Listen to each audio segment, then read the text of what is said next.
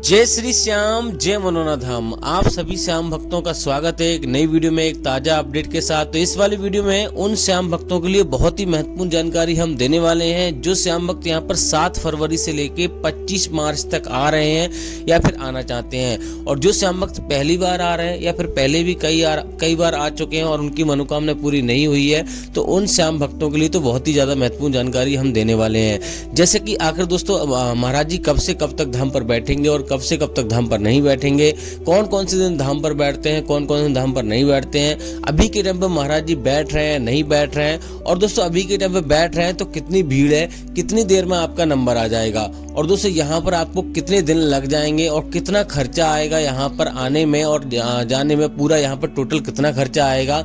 और दोस्तों अगर आप पहली बार आ रहे हो तो आखिर दोस्तों आपको कैसे आना है, आखिर मनोना धाम पड़ता कहाँ पर और कैसे आना है, अपनी सवारी से आ रहे हो तो कैसे आना है, ट्रेन से आ रहे हो तो आपको कैसे आना है, और दोस्तों यहाँ पर आने के बाद आपको कौन कौन सी सावधानी आपको बरतनी है जिससे कि आपको पहली बार में ही फायदा हो जाए। क्योंकि दोस्तों हर कोई चाहता है कि हमें पहली बार में ही फायदा हो जाए। इस संसार में हर कोई किसी न किसी समस्या से पीड़ित है, कोई बीमारी से, कोई किसी कलेश से, कोई घर में समस्या, बहुत सारी समस्याओं से परेशान है, तो चाहता है कि पहली बार में ही हमें फायदा हो जाए। और दूर दूर से लोग यहाँ पर आते हैं। तो दोस्तों यहाँ पर हम आपको बताने वाले हैं कैसे आपको अर्जी लगानी है जैसे कि पहली बार में ही फायदा हो जाए, कौन कौन सी सावधानी आपको बरतनी है।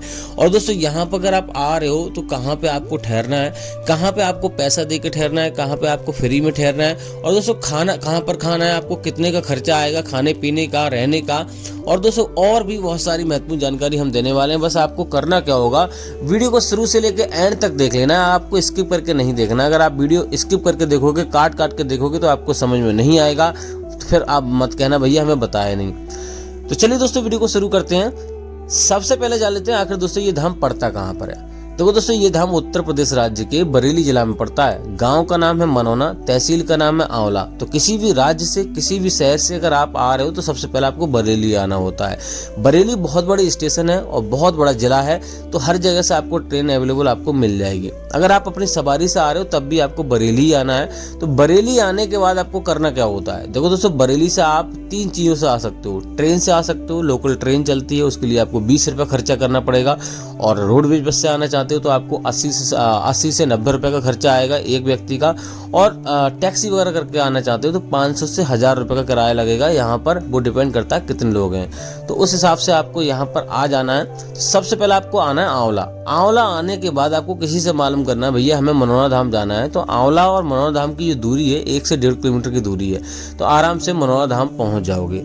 अब दोस्तों बात करते हैं आपको क्या क्या सावधानियां आपको बरतनी है। सबसे पहले देखो दोस्तों सबसे पहले तो आपको इस बात का विशेष ध्यान रखना है, अगर आप मीट मछली अगर खाते हैं तो वो आपको नहीं खाना है। 10-12 दिन पहले ही आपको पूरे घर को छोड़ देना है, अगर किसी को भी मान लो एक को दिक्कत है और यहाँ पे आना चाहते हैं। दूसरी बात यह है कि यहाँ से आप प्लानिंग करके ऐसे आइए कि सुबह में आ सको। सुबह में अगर आप आ जाओगे तो यहाँ पे एक दिन में दर्शन होने के चांस रहते हैं, नहीं तो यहाँ पे 14-14 घंटे 15-15 घंटे की लाइन लग जाती है और बहुत ज़्यादा तादाद में श्रद्धालु आ जाते हैं और जहाँ दिक्कतों का सामना करना पड़ता है। तीसरी बात यह है कि यहाँ पर अगर आप आ रहे हो तो कम से कम 2 दिन का समय आपके पास होना चाहिए, क्योंकि कभी कभी ऐसा होता है महाराज जी किसी दिन अचानक नहीं बैठे या कोई बात हो गई तो आपके पास समय पर्याप्त नहीं है, तो आराम से आप दूसरे दिन को दर्शन कर सकते हो। समय पर्याप्त नहीं है तो आपको दिक्कत होगी, तो 2 से 3 दिन का समय आपको यहाँ पे लेके आना है। दूसरी बात यह है कि यहाँ पर आने के बाद आपको क्या करना है वो आप बात कर लेते हैं। देखो सबसे पहले यहाँ पर आकर आपको प्रसाद खरीदना होता है, और यहाँ पर दोस्तों आपको बता दें 3 लाइन लगती हैं। यहाँ पे आप देख सकते हो ये जो लाइन लग रही है ये टोकन वाली लाइन है। टोकन की लाइन अलग लगती है, महाराज जी की लाइन अलग लगती है, मंदिर की लाइन अलग लगती है। तीनों ही लाइनें सुबह 4:30 बजे से लगना शुरू हो जाती हैं। तो उससे पहले आपको लाइन में लगने से पहले आपको प्रसाद खरीदना है और श्याम जल की बोतल खरीदनी है। श्याम जल की बोतल आपको 20 रुपए में आपको मिल जाएगी, छोटे वाले मंदिर के जस्ट पास में ही आपको मिल जाएगी। और दोस्तों प्रसाद यहाँ पर आपको बहुत सारी दुकानें आपको मिल जाएंगी। 51 और 101 रुपए से शुरुआत हो जाती है, वो डिपेंड करता है कितना आप यहाँ पे अपना प्रसाद वगैरह लेते हो। और दोस्तों अर्जी फॉर्म भी आपको खरीदना है जो कि आपको 10 रुपए में आपको मिल जाएगा, और वहीं से मिलेगा जहाँ से प्रसाद आप लोगे। तो उसमें आपको जो भी समस्या वो आपको बारीकी से आपको लिख देनी है, सच्चे मन से। एक छोटी से छोटी समस्या, बड़ी से बड़ी समस्या। तो अगर आपको पर्चा समझ में नहीं आ रहा, वो टोकन समझ में नहीं आ रहा है, तो आपको यहाँ पर आपको करना क्या है कि जहाँ से आपने प्रसाद लिया है उन्हीं वाले भैया से बोल दीजिए, वो आपको अर्जी फॉर्म भर देंगे। तो इस हिसाब से अर्जी फॉर्म भरने के बाद आपको सीधा टोकन वाली लाइन में लग जाना है। यहाँ पे आप देख सकते हैं इतनी लंबी लंबी टोकन की लाइन लग जाती है और जस्ट मंदिर के जस्ट सामने ही आपको मिल जाएगी। तो यहाँ से आप टोकन लेना है। अगर आप मान लो यहाँ पर आते हो और अगर आप मान लो लेट हो जाते हो, सुबह में नहीं पहुँचते हो, तो यहाँ पर रुकने की व्यवस्था आपको देखनी है। इस प्रकार के यहाँ पे रैन बसेरा आपको मिल जाएंगे, जिसमें आपको फ्री में रुकने की व्यवस्था मिल जाएगी। दूसरी बात यह है यहाँ पे जगह जगह आपको यहाँ पे मान लो और यहाँ से प्रसाद लोगे वहाँ पर भी आपको रुकने की फ्री में व्यवस्था मिल जाएगी। और अगर आप होटल में रुकना चाहते हो तो 800 रुपये से लेके 1800 रुपये का खर्चा आएगा। यहाँ पे राधे श्याम एक गेस्ट हाउस है, वहाँ पर आप रुक सकते हो। मैं अगर आप कमेंट करोगे तो नंबर दे दूंगा। वहाँ पर आप रुकने का चार्ज रहेगा 800 से 1800 रुपये का। और धर्मशाला में अगर रुकोगे तो आपको 1000 से लेके 3000 रुपये खर्चा आएगा। वो डिपेंड करता है कैसा कमरा आप लेते हो। तो इस हिसाब से आपको यहाँ पर रुकने की व्यवस्था देख लेनी है अगर आप सुबह में नहीं पहुँच पाते हो। अगर सुबह में पहुँच जाते हो तो सबसे पहले आपको प्रसाद लेने के बाद, आपको अर्जी फॉर्म लेने के बाद सीधा आपको टोकन वाली लाइन में चले जाना है, अगर आप टोकन ले सकते हो। देखो दोस्तों, टोकन हर किसी को नहीं मिलता। मैं बता दूं आपको, जो ज़्यादा गंभीर होते हैं, विकलांग हो गए या वैसी कोई दिक्कत है, तो उन लोगों को टोकन मिलता है, गंभीर लोगों को टोकन नहीं मिलता है। बाकी दोस्तों यहाँ पर टोकन कोई भी पैसा नहीं जाता टोकन का, सिर्फ जो आप लिफाफा में 60 रुपये रखते हो, यानी अर्जी लगाते हो, उसी से यहाँ पे टोकन आपको मिल जाता है। 1 रुपये उसमें रखा हुआ होता है, 60 रुपये उसमें रखने होते हैं, तो 61 रुपये की अर्जी लगती है। वही उसी से आपको टोकन पे, यानी कि जो आपकी अर्जी फॉर्म है उसी पर मोहर लग जाएगी, आपके 10 से 15 मिनट में नंबर आ जाएगा। तो अगर आप दोस्तों यहाँ पर आप मान लो टोकन आपको नहीं मिलता है तो आपको लाइन में लग जाना है, महाराज जी की लाइन में लग जाना है। और मान लो किसी स्वस्थ व्यक्ति को लाइन में लगा देना, अगर आप मान लो सक्षम नहीं हो, आपका मरीज सक्षम नहीं है, जब नंबर आए तब आपको बुला लेना है। तो इस प्रकार से आप लाइन में लग सकते हो। बाकी दोस्तों यहाँ पर महाराज जी सुबह 9 बजे से लेके और रात के 11 बजे तक बैठते हैं, 3 शिफ्टों में, सुबह दोपहर शाम। इस प्रकार से महाराज जी बैठते हैं। महाराज जी के पास जैसे ही आप जाओगे तो पूरी आपकी दिक्कत है, वो समस्या है, वो आपको बता देनी है। महाराज जी आपको थोड़ा सा मंत्रों का उच्चारण कर आपको यहाँ पर श्याम जल देंगे। उसका सेवन आपको करना है सुबह 4:30 बजे से लेके दोपहर के 11:55 से पहले। डेली आपको पूजा पाठ करके, स्नान करके आपको सेवन करना है। इस बात का विशेष ध्यान रखना है। बाकी दोस्तों यहाँ पर अगर आप आ रहे हो तो आपको विशेष ध्यान रखना है कि यहाँ से सीधे श्याम जल अपने घर लेके जाना है। कहीं पर रास्ते में, कहीं पर ऐसी जगह आपको नहीं जाना है रिश्तेदारी में जिससे कि वो जल खंडित हो जाए। दूसरी बात यह है कि आपको, अगर आपका मरीज सक्षम नहीं आने में, तो कभी भी यहाँ पे लेके ना आए, क्योंकि स्वस्थ व्यक्ति अगर यहाँ पे आता है वो श्याम जल लेके चला जाएगा और घर पे उसको, अपने मरीज को श्याम जल का सेवन कराइए। महाराज जी कहते हैं ज़्यादा गंभीर है तो उसको लेकर ना आए।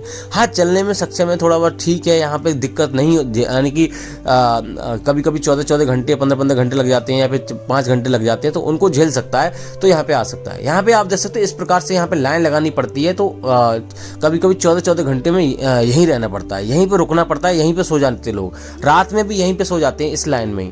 तो इस हिसाब से आपको ज़्यादा सक्षम नहीं है तो आपको यहाँ पे श्याम जल पड़वा के लेके जाइए और घर पे श्याम जल का सेवन कराइए। जब उनको फायदा होने लगे तब यहाँ पर उनको आप ला सकते हो। अब दोस्तों बात करते हैं यहाँ पर, आपको ट्रेन में अगर आप लेके जा रहे हो श्याम जल, तो आपको पैरों के तले आपको नहीं रखना है, नहीं तो वो खंडित हो जाएगा, आपको फायदा नहीं होगा। अब दोस्तों बात करते हैं महाराज जी कौन कौन सी बीमारियां देखते हैं, कौन कौन सी बीमारी नहीं देखते हैं। तो महाराज जी यहाँ पे सभी प्रकार की बीमारी देखते हैं, सभी प्रकार की समस्या देखते हैं। कोई भी दिक्कत होती है तो उसको महाराज जी देख लेते हैं और फायदा जरूर मिलता है। कोई कोई बीमारी ऐसी होती है महाराज जी के छूने से ही चली जाती है, तो इस बात का विशेष ध्यान रखना। आपको सच्चे मन से आपको अर्जी लगानी है। आपको कभी भी ऐसा नहीं सोचना है कि यहाँ पर आने के बाद हमारी मनोकामना पूरी होगी या नहीं होगी। इस बात का विशेष ध्यान रखना, आपको ये चीजें नहीं करनी है। अब दोस्तों बात करते हैं, बहुत सारे भैया कहते हैं हम यहाँ पे 4-5 बार आ चुके, हमारी मनोकामना पूरी नहीं हुई। तो हम आपको बता दें, उन लोगों की मनोकामना यहाँ पे जल्दी पूरी हो जाती है जिन लोगों के साथ पुण्य होते हैं, और जिन लोगों के साथ पुण्य नहीं होते हैं उन लोगों की मनोकामना यहाँ पे थोड़ा सा समय लगता है। क्योंकि दोस्तों हम जाने अनजाने में अपने जीवन में कुछ ना कुछ पाप कर बैठते हैं, चाहे छोटा पाप हो चाहे बड़ा पाप हो। हमको नहीं पता होता हमने क्या पाप कर दिया है, उसका फल हमें मिलता है और उसी के कर्मों अनुसार हमें ये सारी समस्याएं हमारे जीवन में आती हैं। तो यहाँ पर आपको धैर्य नहीं खोना है और आपको यहाँ पे ये नहीं बोलना है कि यहाँ पे हम गए हमें कोई फायदा नहीं हुआ। आपको यहाँ पे निस्वार्थ आना चाहिए, स्वार्थ के अनुसार कभी नहीं आना चाहिए। ऐसा कभी नहीं बोलना है कि हम यहाँ पर आएंगे, हम प्रसाद चढ़ाएंगे या फिर हम इतना पैसा खर्च कर देंगे या दान कर देंगे। ऐसी आपको कुछ भी अवधारणा नहीं रखनी है। आपको सीधा ये बोलना है, हे खाटू श्याम भगवान, हम आपकी शरण में आए हैं, आप सही करो ना करो आपकी इच्छा है, हम तो आपकी शरण में आ गए और आएंगे। तो इस प्रकार से आपको निस्वार्थ होकर आपको यहाँ पे आना है और कोई भी आपके मन में भेदभाव नहीं होना चाहिए। इस बात का विशेष ध्यान रखना है, तभी आपको फायदा होगा। हाँ, 1 बार में नहीं हो रहा, 2 बार में नहीं हो रहा है, 3 बार में नहीं हो रहा है, यहाँ पर अगर सच्चे मन से सारे काम करोगे, नियमों का पालन करोगे तो आपको फायदा जरूर मिल जाएगा। अब दोस्तों बात करते हैं महाराज जी कौन कौन से धाम पर बैठते हैं, कौन कौन से धाम पर नहीं बैठते हैं। देखो दोस्तों, पहले यहाँ पे बुधवार और बृहस्पतिवार को धाम पर नहीं बैठते थे, लेकिन दोस्तों अब नियम चेंज कर दिया महाराज जी ने। अब मंगलवार को और बुधवार को धाम पर नहीं बैठते हैं, यानी कि ट्यूसडे और वेडनेसडे को महाराज जी धाम पर नहीं बैठते हैं। अगर आप इस दिन आ रहे हो तो आपको नहीं आना है। बाकी दोस्तों यहाँ पर बात करते हैं अभी के टाइम पे महाराज जी बैठ रहे हैं नहीं बैठ रहे हैं। तो देखो दोस्तों, आज महाराज जी धाम पर ही आपको मिलेंगे। अगर आप आ रहे हो आराम से आइए। और दोस्तों यहाँ पर 7 फरवरी से लेके 25 फरवरी तक महाराज जी धाम पर मिलेंगे। लेकिन बीच में अगर कहीं पे जाते हैं उसका हम अपडेट डेली देते हैं। सुबह 9 बजे हमारी वीडियो आ जाती है। आगे का मार्च का अपडेट अभी नहीं आ पा रहा है। महाराज जी अभी कुछ भी नहीं बोल रहे हैं कि मार्च में बैठेंगे नहीं बैठेंगे। अभी ऐसा अपडेट आएगा 25 फरवरी तक बैठेंगे, लेकिन उसके लिए भी आपको डेली वीडियो देखनी है। अचानक कहीं पे जाते हैं तो हम कह नहीं सकते। फिलहाल दोस्तों इस वाली वीडियो को यहीं